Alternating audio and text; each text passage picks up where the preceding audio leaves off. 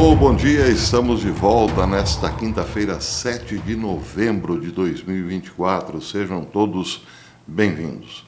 E hoje eu darei uma de profeta, mas não levem a sério porque é só uma brincadeira. Trump deve assumir a presidência dos Estados Unidos no dia 20 de janeiro de 2025, como 47º presidente, no dia 20 de janeiro. Porém, no dia 21 de janeiro, a esquerda aparecerá limpinha, de banho tomado, acusando Trump de todas as mazelas que assolam o povo norte-americano. Lembram os últimos anos de Biden? Tínhamos dinheiro para gastar. Agora, vejam só que crise tremenda. Isso no dia 21. Repito, é só uma brincadeira. Mas é uma brincadeira que tem um fundo de verdade, sim. No dia 21 de janeiro do ano que vem, a esquerda aparecerá limpinha, de banho tomado, como se estivesse chegando para uma festa, mas encontrando muitos problemas. E a culpa, claro, recairá sobre o loirão. Grupos como Antifa e Black Lives Matter, que passaram os últimos 4 anos silenciosos, tentarão tocar fogo no país, dizem muitos analistas, porque, afinal, a esquerda, depois do choro, depois de enxugar as lágrimas, voltará à carga total, como aconteceu nos últimos 8 anos.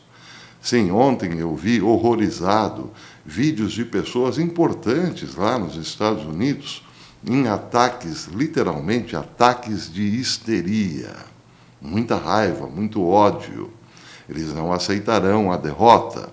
Mas essa histeria, é bom lembrar, foi alimentada por 8 anos de bombardeio midiático contra Donald Trump, criando, quem sabe, na América, uma legião de doentes mentais que introduziram dentro dos seus próprios sentimentos um monstro que deve ser eliminado. Muitos odeiam Trump sem saber exatamente por quê. E essa onda pegou no mundo todo. Até aqui no Brasil, gente dizendo que agora, com Trump na presidência, o casamento na América será obrigatório. É um grau de loucura, que foi, sim, alimentado por 8 anos de bombardeio midiático. E isso, que agora está em stand-by, voltará com tudo no dia 21 de janeiro de 2025. Podem apostar. Então, qual é o cenário que Trump encontrará? Bem, no momento ninguém está, ou pouca gente está falando sobre isso, porque afinal o momento é de festa, é de comemoração. A vitória de Trump foi a mais espetacular dentro da política nos últimos anos, ou na era moderna. Muita gente diz, foi a maior vitória política da era moderna. Então, claro, é preciso comemorar. Mas algumas pessoas mais lúcidas e conscientes estão dizendo, esperem um pouquinho, podemos comemorar sim, mas a vitória de Trump não elimina os problemas que ele encontrará, os problemas que estão sobre a América e sobre o mundo, como, por exemplo, o custo de vida na América, que hoje é altíssimo, o endividamento do americano, que está preso a cartões de crédito. Esses problemas não desaparecerão de uma hora para outra. A crise mundial não desaparecerá. A Ucrânia e a Rússia continuam em guerra. Israel e Irã podem inaugurar uma guerra total no Oriente Médio. A vitória de Trump não eliminou nenhum desses problemas.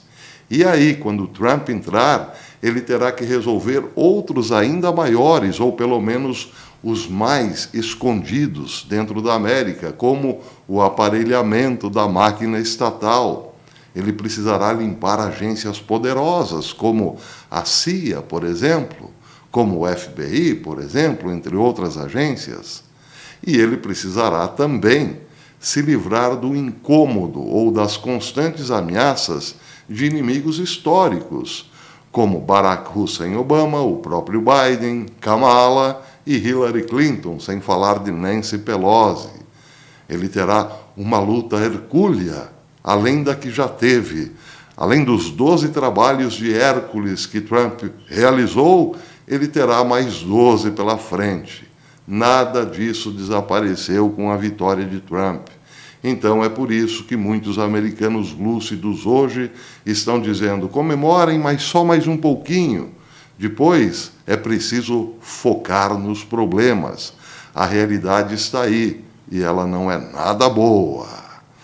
Bem, quem disse isso, quem está dizendo isso hoje, em primeiro lugar, é o All News Pipeline, que fez uma matéria muito interessante. Vou ler um pedacinho para os queridos amigos, porque, afinal, tudo o que eu estou falando encontra eco nessa matéria. Diz o All News Pipeline: há uma série de problemas enfrentados pelos Estados Unidos que não vão desaparecer, e 2 meses para o regime Biden-Harris causar danos ainda maiores a essa nação antes do 20 de janeiro de 2025, quando Trump assumir novamente.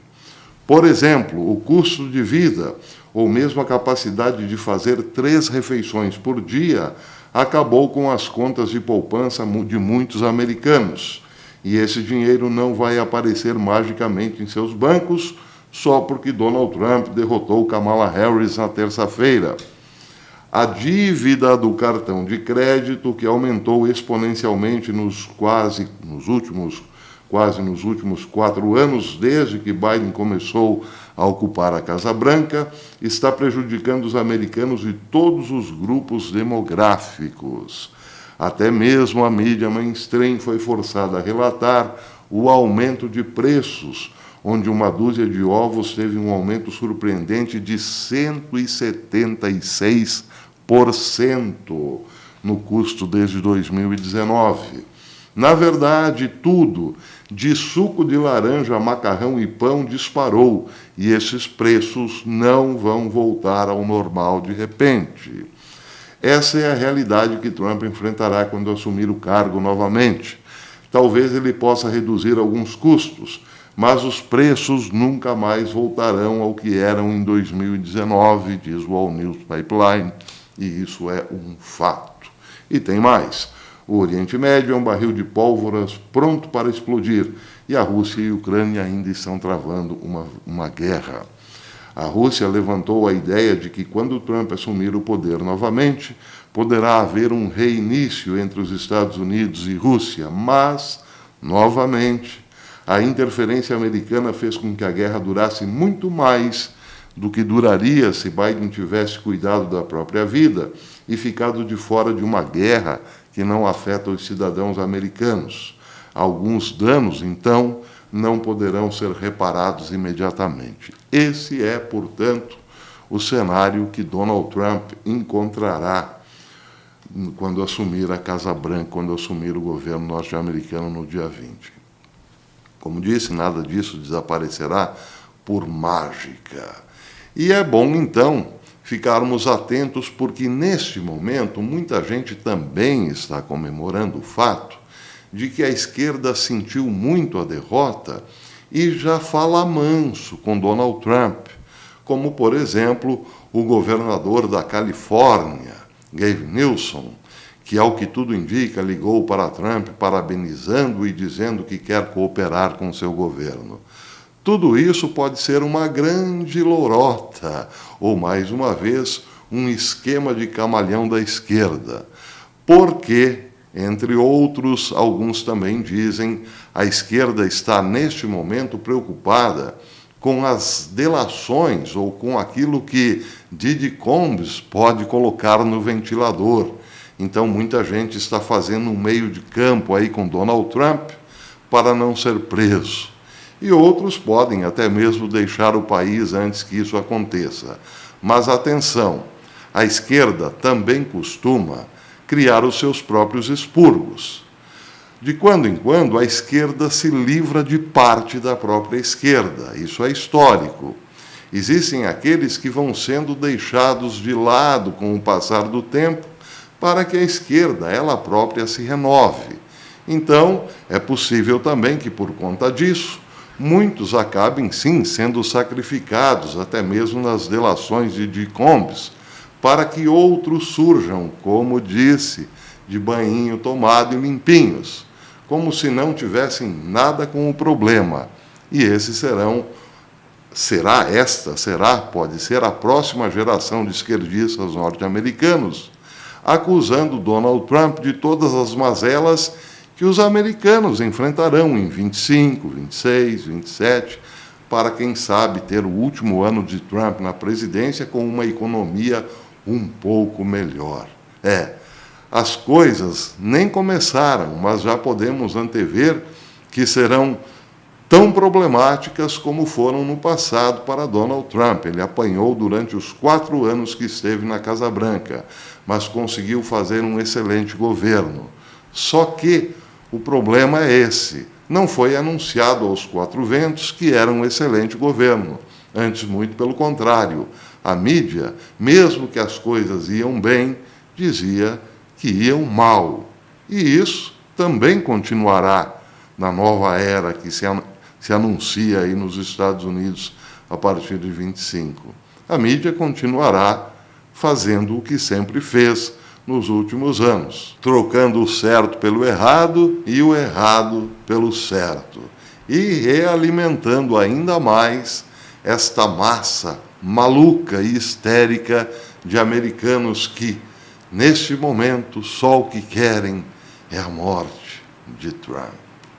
É um tempo de comemoração, mas que seja curto e lúcido, porque a realidade não para.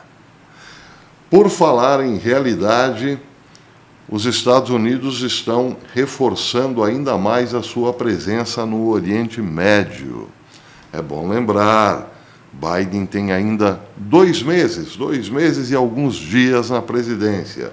Vejam só, a matéria do Times of Israel. No início dessa semana, o secretário de Defesa dos Estados Unidos, Lloyd Austin, ordenou que vários bombardeiros B-52, aviões-tanque contra torpedeiros da Marinha, fossem enviados para o Oriente Médio. No mês passado, os Estados Unidos apresentaram o seu avançado sistema THAAD para Israel. O sistema antimísseis é uma parte crítica dos sistemas de defesa aérea em camadas do exército norte-americano, que se somam às já formidáveis defesas antimísseis de Israel. Mas, diz o Times, os Estados Unidos continuam enviando para o forças especiais para o Oriente Médio antes de um esperado ataque iraniano a Israel, com sites de rastreamento de voos mostrando aeronaves americanas F-15E a caminho da Jordânia. De acordo com o Haaretz, pelo menos 12 jatos estão a caminho da região, juntando-se aos caças já mobilizados. Porém, não há nenhum anúncio formal do Exército dos Estados Unidos a esse respeito. Mas relatórios da IDF indicam que o ataque iraniano pode ocorrer ainda essa semana e que projéteis podem ser lançados no Iraque e, portanto, os Estados Unidos estão, sim, fortalecendo sua presença na região. Então, aí, mais 12 jatos, os jatos F-15E, a caminho da Jordânia. Isso indica que os últimos 2 meses de Biden podem não ser nada tranquilos e a guerra total no Oriente Médio pode sim começar. E é claro que, nesse momento, muita gente pergunta: se houver uma guerra mundial, Biden será obrigado a passar o bastão para Donald Trump? É uma pergunta legítima nesse momento e que dá calafrios se pensarmos que sim, ele pode não passar o bastão. Para terminar, uma notícia curiosa, bastante curiosa, mas deve ser lida ou entendida com moderação. Prestem atenção, publicada por Hal Turner hoje no seu blog. Há um relatório de uma autoridade pública eleita em Nova Jersey afirmando que Barack Hussein Obama e sua esposa Michelle fugiram dos Estados Unidos ontem à noite por volta das 22 horas, horário do leste dos Estados Unidos. Outro contato com quem falei, disse Turner, me disse que Obama possui supostamente uma casa em Dubai. E Dubai, é bom lembrar, Dubai não tem um tratado de extradição com os Estados Unidos. E uma segunda fonte disse a Turner que os Obamas compraram uma casa no Bahrein por justamente não ter um tratado de extradição. Os fatos, disse ele, no momento são obscuros, mas estou tentando aqui rastrear ou descobrir se essa informação é realmente verídica, disse Turner. Bem, eu particularmente não acredito em nada disso. É possível que o Obama tenha tirado umas férias no Bahrein, tudo bem, mas deixar o país agora, nesse momento, quando eles ainda têm 2 meses no poder, acho meio prematuro. Em todo caso, vai saber, né? De repente, vão lá para a sua residência no Bahrein para limpar os móveis, deixar os empregados contratadinhos, apostos, se precisarem fugir às pressas. O fato é que sim, isso também é possível. Pode acontecer no começo do ano que vem uma correria tremenda de pessoas fugindo, não de Trump, mas das delações de Diddy Combs. Vamos aguardar.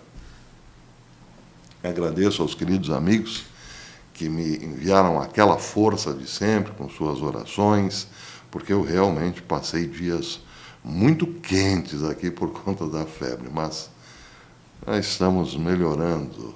Assim podemos voltar ao normal o quanto antes. Por enquanto é isso. Um imenso abraço a todos e até depois, se Deus quiser.